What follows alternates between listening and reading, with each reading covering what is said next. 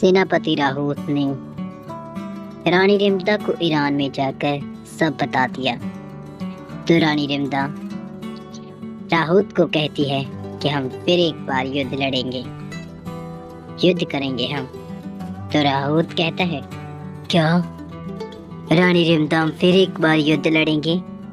यदि हम इस बार हार गए तो ठीक है, हम युद्ध लड़ेंगे ये, और हम जीतेंगे भी, हारेंगे नहीं।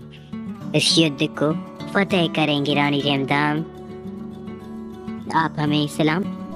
हाँ राहुत, हम दूसरा युद्ध लड़ेंगे अब।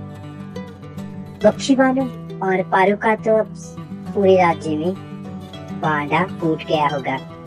अब हमें उन पर युद्ध करना आसान होगा और उन्हें मौत के घाट उतारना भी आसान होगा।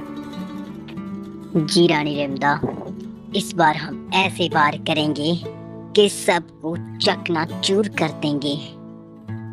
पारू और रानी बख्शीबानो तो बिखर चुकी हैं, अब उनको कौन रखेगा वहाँ? वो तो हमारे महल में वापस आ ही जाएंगी रानी रिमदा। रानी रिमदा और राजा राहुत फिर एक बार दूसरा युद्ध ईरान और जोधपुर के बीच लड़ने की तैयारी कर लेते हैं। अब फिर एक बार युद्ध होगा, कौन जीतेगा इस युद्ध को? रानी रिमदा सेनापति राहुत को इस युद्ध के बारे में बताती है कि हम फिर एक बार ये युद्ध लड़ेंगे और इसे जीतेंगे। कुछ समय बीतता है,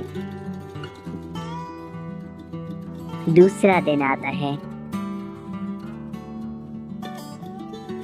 राजा वीरान और पारो एक जंगल में थे। पारो खातून, तो आप राजकुमारी पारो हैं। मुझे माफ कर दे राजा वीरान, मैं आपको बताना चाहती थी, पर लेकिन मेरी माँ रानी बख्शीबानो ने मुझे आदेश दिया था कि इस राज्य में हमारे बारे में किसी को ना पता चले। मुझे माफ कर दे राजा वीरान। रानी पारो, आप जहाँ से जाएं, उससे पहले मैं आपसे एक बात कहना चाहता हूँ। मैं आपसे बहुत मोहब्बत करता हूँ। क्या आप मुझसे शादी करेंगी?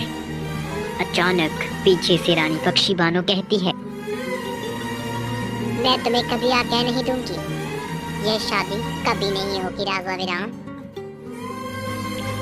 आप सोच लीजिए, मैं पारो से आपकी शादी कभी नहीं करूंगी।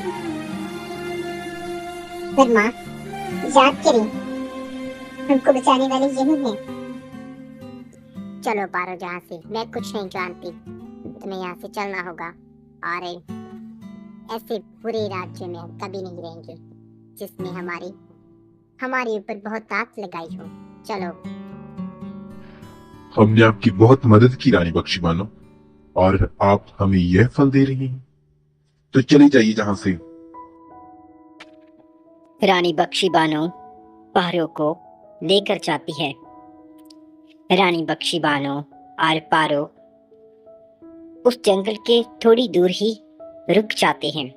रानी बख्शीबानो पारो को बताती है कि वह बहुत गलत कर रही है। मैं उसको यह कभी इजाजत नहीं दूंगी कि वो राजा वीरान से शादी करे। पारो कहती है, पर लेकिन माँ, मैं उनसे मोहब्बत करती हूँ। पर लेकिन रानी बख्शीबानो नहीं मानती। रानी बख्शीबानो कहती है कि वो हमारे कातिल हैं और वो हमें मार डालेंगे, तुम्हें मार डालेंगे।